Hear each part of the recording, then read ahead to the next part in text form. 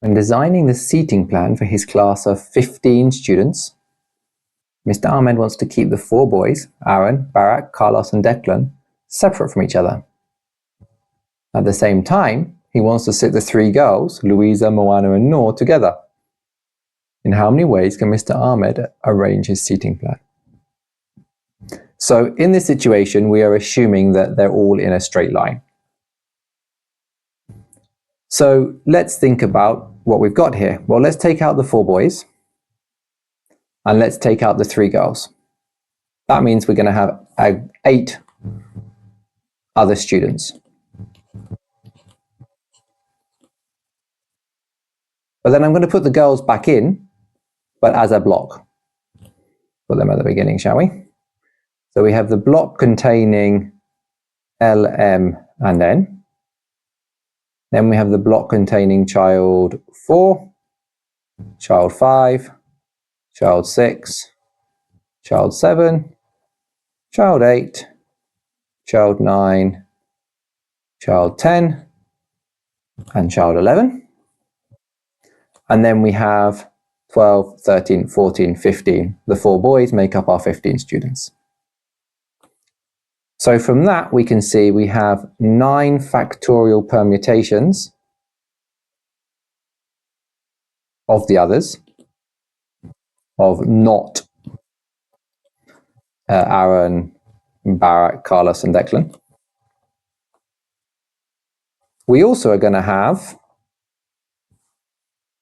some permutations of this block here. We're also going to have 3 factorial permutations of the girls. Wherever they're sat in that list, there's 3 factorial permutations of L, M and N.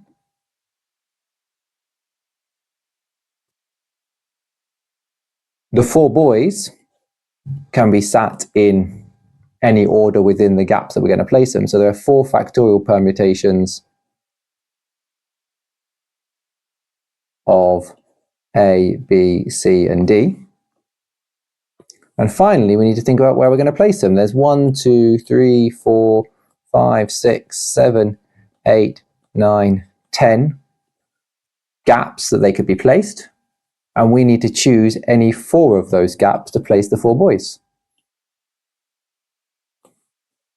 Putting that all together, we get 9 factorial times 3 factorial times 4 factorial times 10 choose 4. Which is equal to a rather large number.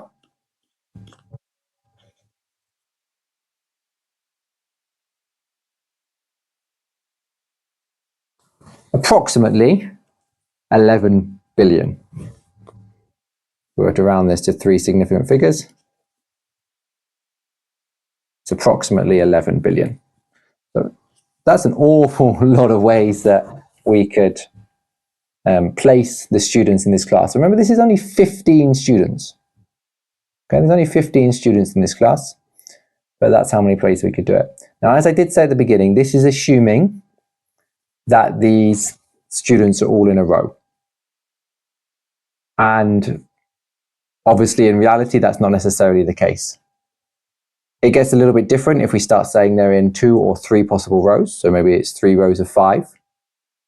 And that's going to change the problem a little bit. Or you could have a situation where they're in a circle. And again, that changes the problem a little bit. These are more difficult scenarios. Not the circle one, but the different rows could possibly come up in an exam. And we will have a look at one a bit like that in a minute. But the ones in circles are not in the exam. But that could be something that you might be interested in exploring in your internal assessment.